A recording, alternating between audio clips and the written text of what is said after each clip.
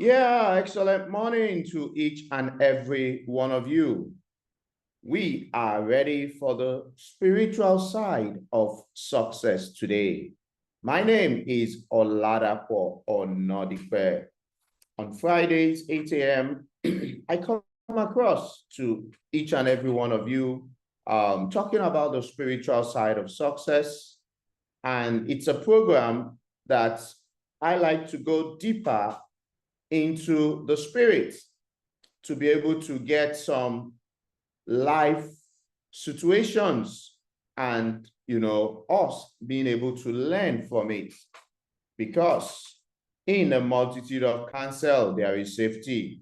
So if you are digging deep spiritually, you will get better roots, and with that you will spring onto success.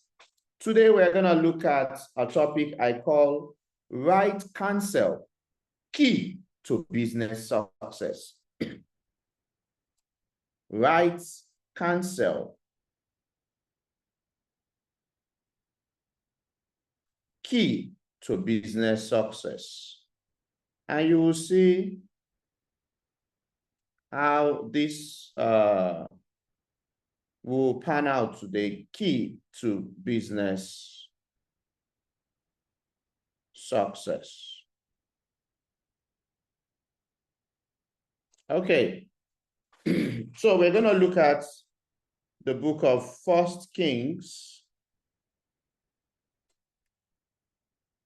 We're going to look at the book of 1 Kings, chapter 12, from verse 1 to 16. It's a long read, but you're going to be able to, learn a couple of things from it. So I'm ready, and if you're ready, then let's get started. I'm reading from the New Living Translation. So that's where I am reading from. And let's get started. 1 Kings 12, I'm starting from verse 1. It says, Rehoboam went to Shechem, where all Israel had gathered to make him king.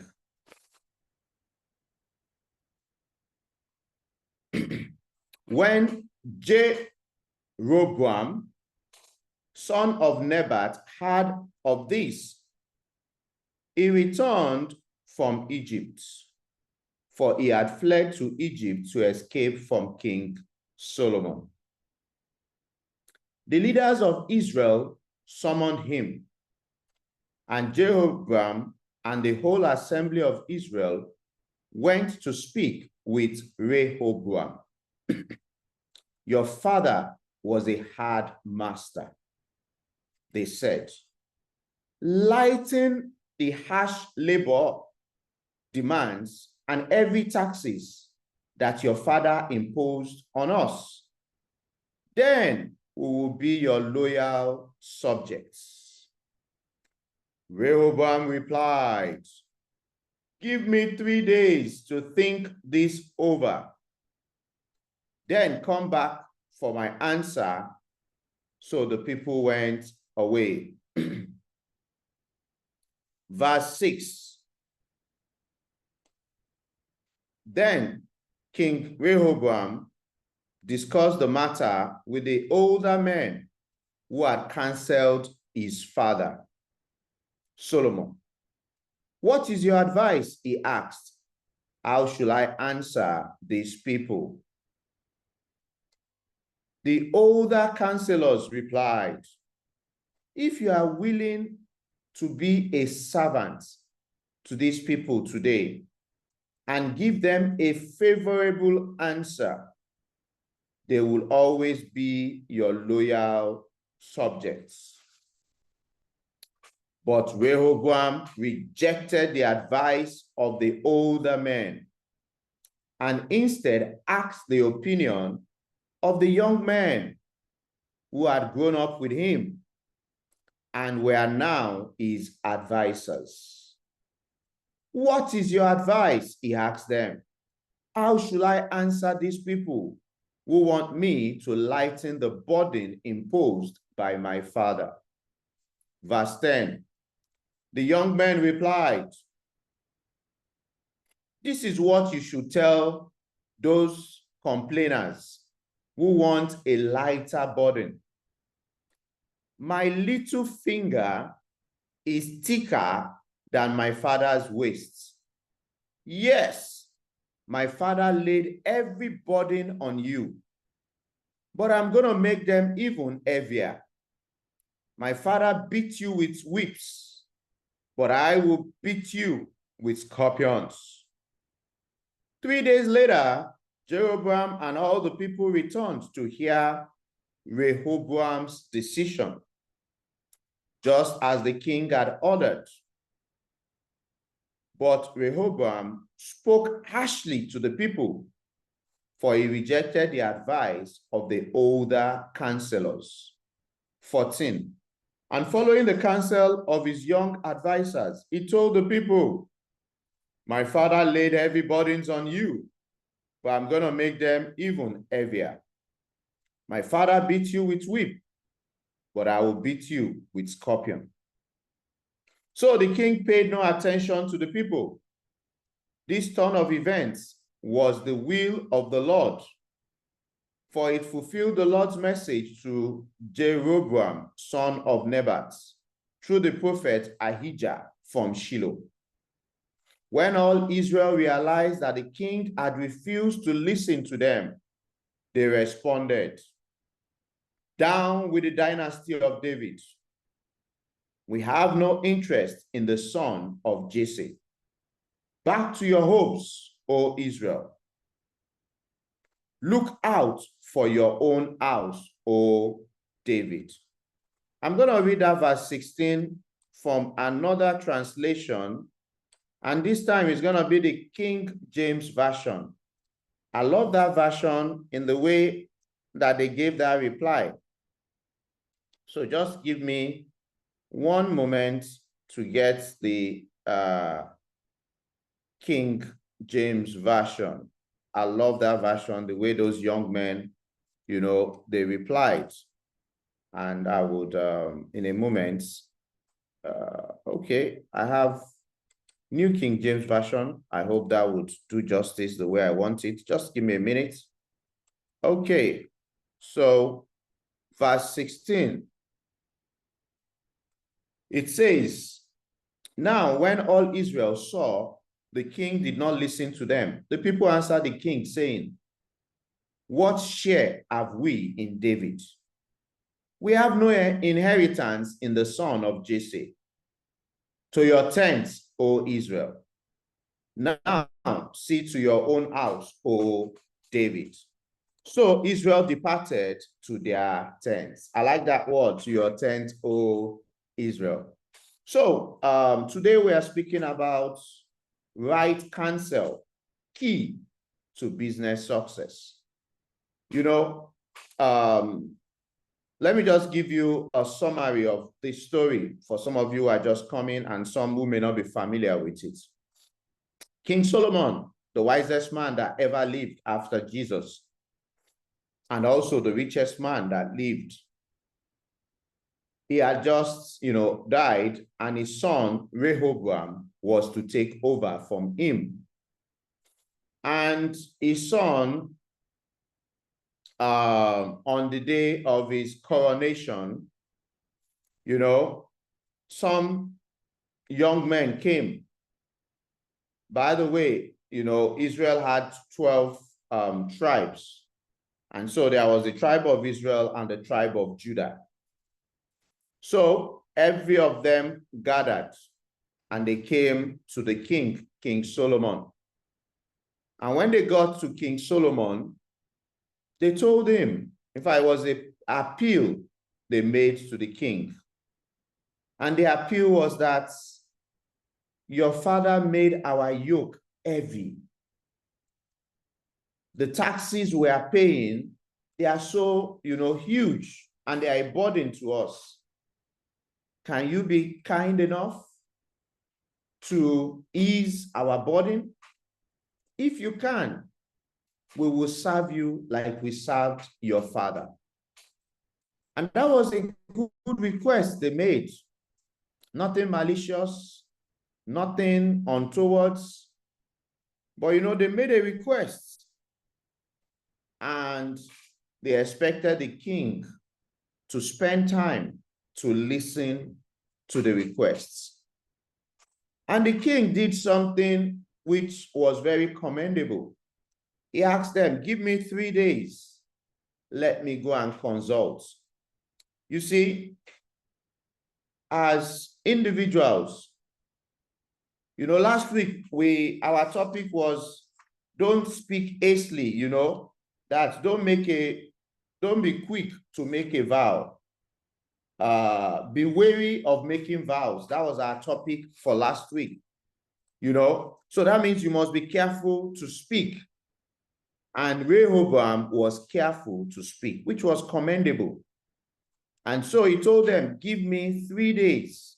Let me go and brood over it. Let me go and seek for counsel. You see, when we are in our life's journey, we must not be quick to speak or take decisions. We must spend time, to think over it before we take decision, especially things that are, life impacting. There may be a decision that maybe doesn't have so much consequence, but if it's a decision that has great consequences, ladies and gentlemen, please spend time to think over it. And it may not just be you thinking over it. You may need to seek counsel. And seeking counsel is not weakness. Unfortunately, some people see, seeking counsel as weakness. And so they never seek counsel from anyone. As far as they are concerned, they can take their decision themselves. Nobody's saying you can't take your decision yourself. However, some decisions have great implications. And before you take them, you should seek proper counsel.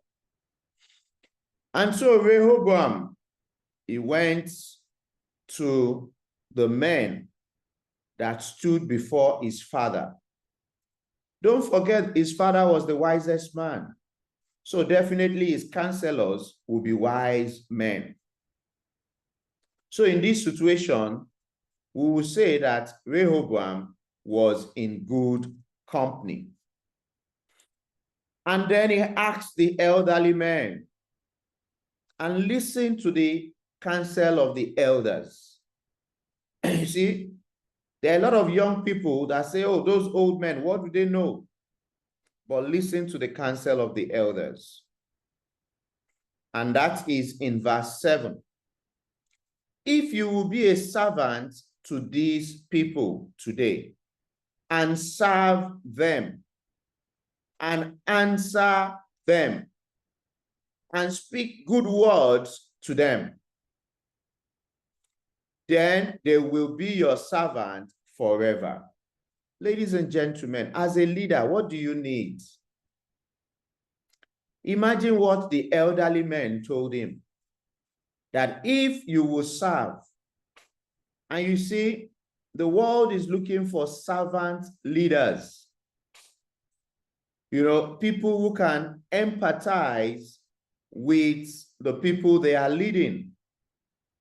People who can show compassion.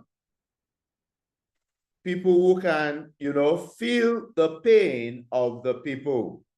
That's the kind of leaders that people are looking for. And they advised Rehoboam to be like that kind of leader. That if you are that kind of leader, I'm telling you, these people, they will serve you forever. As a king, what do you need? You need loyal subjects.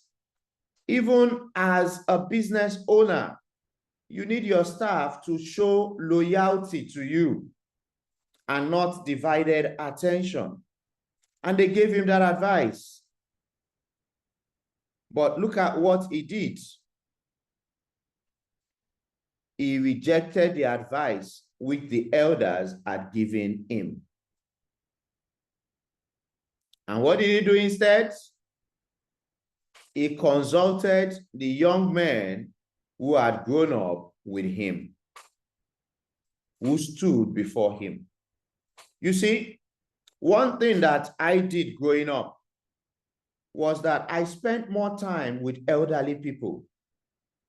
I'm giving you this advice for free. So if I went to visit my friend, I would likely leave my friend at some point in time after, interaction, and go and stay with his father. I had this particular man. Anytime I visited my friend, I would go and stay with his father. And the father would start telling me all the stories of, how he used to work and, a lot of things that happened at his workplace. And, those are stories that bore some young people, but they never bore me because I was learning real life experience. I was learning boardroom politics. I was learning, how human beings can change overnight. I was learning how wicked some people could be. So anytime I went, I would just sit with him and then I'll be listening, to his words of advice.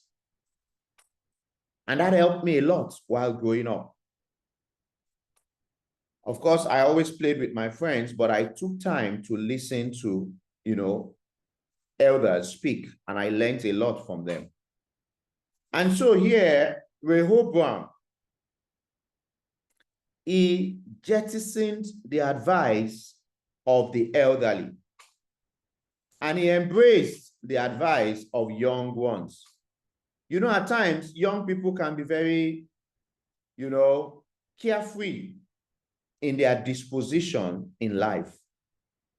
At times, young people, anything goes. They are so easily swayed by emotions, by what people will say, and, by playing to the gallery. Let me use that word. But the elderly people, they're looking at what has happened before, what is happening, and what may happen in the future. And that guides, their decisions. And so the young people told him, and that's in verse 10, your father made our yoke heavy, but you make it lighter on us. Then they went on that I should tell them that my little finger shall be thicker than my father's waist. Whereas my father put a heavy yoke on you, I will add on your yoke. My father chastised you with scorpion, with whip. I will chastise you with scorpion. I mean, look at the first speech of a king. It shows foolishness. These were people looking for succor. And he told them that my little finger will be is larger than my father's waist. That my father chastise you with whip. I will chastise you with scorpion. There is nobody they will say that to that will not feel hurt, that will not feel slighted, that will not feel insulted. But the king, because he had listened to counsel of, his contemporaries, and unfortunately, he didn't even weigh the two counsel. He just took the one of the young men. Oh, they are my friends, so my friends had advised me. And you see, these days too, when you look at a lot of things happening on social media, you will see that you need to be very careful of the kind of advice or the kind of suggestions you take. Most times when I look at something, I go and read the comments. And from the comments, I can imagine the kind of mindsets a lot of people have. And if you follow some of those counsel, you're going to be led astray. So you need to, at all times, Be sure of the kind of counsel or the kind of advice that you are taking. And when you need to make critical decisions, don't make it in a hurry. Seek for counsel. And even when you get counsel, still weigh the counsel. Don't just grab one because maybe the person that advised you, you like the person, or the person has been the one that has always been advising you. It doesn't matter. Each decision is critical. And how you handle it can determine a lot of things in your life. So don't take decisions, lightly. No. Take them, with all seriousness. And if you need to go and pray about it, go and pray and ask for divine counsel, divine wisdom, divine leading, so that when you take that decision, it is in your best interests. I'm going to say that again. The ultimate test of every decision is that it should be in your best interests. So if you take a decision that is not in your best interest, you have not acted wisely. And so on this occasion, this king did not take a decision in his best interest. Every day, we are faced with decisions to take. And when we take the right decision, we usually smile at the end of the day. But when, we don't take the right decision, most times we regret our actions. About 5 years ago, when I got a call to be a digital entrepreneur, it didn't look like what I was looking for. And I wanted to dismiss that opportunity. However, I don't close the door against myself. I always make sure I open the door, look in, search, and then if I'm not satisfied, I can walk away. And so when, this opportunity was, exposed to me, I wasn't sure. And because I wasn't sure, I was not quick to take a decision for or against. But when the person that was speaking to me saw that I needed some little more push, she saw that I needed some more encouragement. So what did she tell me? She said, I can put you on a call with my leader.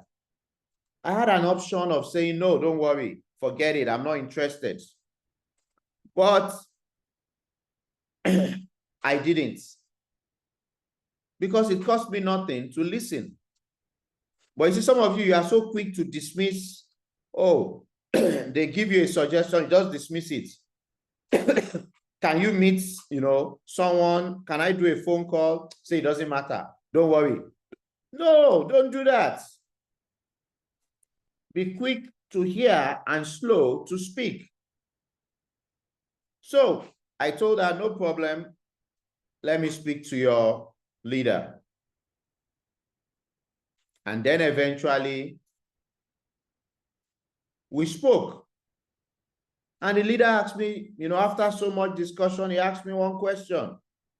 He said, Dr. Onadipe, I know you are a very busy man, but if you were asked to pay 3,000 Naira, which is like $5 a day, to learn a skill set that can pay you for the rest of your life, will it be worth it? And I'm telling you, because of that right counsel, because of that godly counsel, because of that word that came in season, I said it will be worth it. And that's what has set me on this path of digital entrepreneur for the last 5 years. And I'm telling you, it has literally changed my world. As at then, I didn't know it was a decision that could, alter things for me positively. But I didn't take that decision lightly. And when I took the right decision, today, I'm better off for it. And so, King Rehoboam took the wrong decision because he followed the counsel of the young men. I'm not saying young men don't take right decision. Don't get me wrong. But most times, young men don't see beyond their nose. And elderly men, they are able to think back from their experience, think of the situation and advise relating to the future. That by no means makes the elderly people always to be good custodians of wise counsel. So whoever is giving you, you must weigh it. That is the balance I'm giving you today. And so when Rehoboam spoke, the men were offended. And they said, what share have we in David? We have no inheritance in the son of Jesse. To your tent, O Israel. Now see to your own house, O David. So Israel departed to their tents. And because of this wrong move by the king, he was handed 12 tribes of Israel. That is the tribe of Israel and Judah, making 12. Israel, 11, departed, and he had just one kingdom to supervise. Can you see how devastating that decision was for him? He had 12 clans. Let me say 12 kingdoms. Let me use it that way. He had dominion over 12 cities. And by that singular decision, which was an unwise decision, 11 departed from him, and he was left with one. You see where folly can lead a man. And of course, overnight, he became a weak king. And Jeroboam became king over the 11 other cities. And Rehoboam, the son of Solomon, the son of the wisest man that ever lived, had only one when his father gave him 12. So, ladies and gentlemen, you can see what it is when you don't take the right decision. Decisions can make you, they can mar you. So you have to be, one, careful in making decisions. There are life-changing decisions you may need to take. Don't be quick to take a decision. Two, seek for counsel. Like, if you read the book, Think and Grow Rich by Napoleon Hill, he spoke about a master group, a think tank group, And so in business, for you to really excel, you need to know those you can go to for advice and what kind of advice you can go to them for. For me, I have a lot of friends and I know my friends' strengths. So at times, if it's, business, take for example, let me just break it down. When I was, about to write my first book, the person I spoke to, or one of the people I spoke to, was a friend of mine. He happened to be a junior colleague of mine. He had written 11 books. So I knew he had wisdom about writing books. So I sought him and he counseled me. And eventually he advised, I asked him to give me an advice on who can edit my work. And he advised me on someone. And even though the price the person was asking was pricey, but I had to stay with that person because this person that has written a book before gave me a counsel on who can help me structure my book. So if I decided that, oh, it didn't matter, I can, use someone else, maybe it turns out fine. Maybe it doesn't turn out fine, but if it doesn't turn out fine, I won't be happy with myself, because somebody who had written 11 books recommended an editor for me. And if I had now gone to take another editor, there won't have been wisdom in that, no matter the price. So what I'm saying is that I eventually followed his counsel. And the reason I went to seek his counsel was because I knew he had knowledge about that topic. Some of you, when you are looking for advice, I've seen a lot of people who they are looking for financial advice. Maybe they see an opportunity. I remember when we started trading, and then we showed the opportunity to some people. Then they will go and meet someone who has never traded, someone who is not an entrepreneur, somebody who has never taken risks before. They'll go and meet him for counsel. And of course, most times the person will advise them wrongly. And then they let the opportunity pass them by. So you must know who to go and seek advice from, and make sure that the person has knowledge about that. It's like going to seek advice from somebody who is not married and you are married. Maybe you have all your friends, they are yet to marry. You are the only one that is married. And then you go and start seeking advice from people who are not married. They will only tell you fables or things they've had. They can't share their personal experience. So you must be careful where you seek advice. And then finally, pray and ask God for wisdom, so that when you eventually have, the advice, you know which one to take. And when you take the right advice, it can help you and propel you towards your journey of success. So, ladies and gentlemen, today we have spoken about right counsel, key to business success. And if you want to succeed anywhere in life, you need to have the right counsel. So you need to make sure that you seek, the right counsel, and seek from the right source. And when you get the counsel, wait and make sure that it's in your best interest.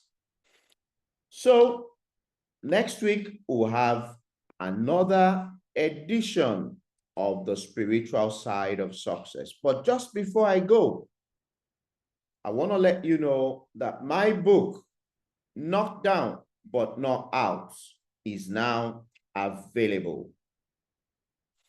Here, I shared also on the counsel I received 5 years ago. And, with that counsel, I was able to become a digital entrepreneur. And as a digital entrepreneur, today, I'm living the best version of my life. So you like to get a copy? You can get a copy from Amazon, Kindle, or Seller. I'll be dropping it on our Telegram group link and also on my IG handle. The title of the book is Knocked Down But Not Out.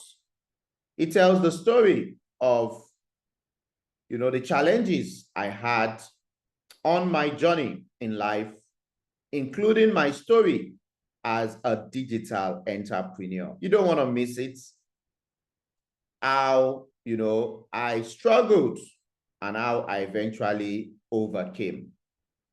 It's available on Amazon, on Kindle, and on Seller. Please do well to get a copy. And after you have read, I would like to get a feedback from you. If you also like to join our trading community, please click on the link in the bio. And with that link, you will be able to get more information about trading. The link is on the bio on my IG handle. So you want to make sure that, you get that link. And that will be all for now. I love you all. I'll see you same time next week. Have a wonderful weekend. Bye-bye.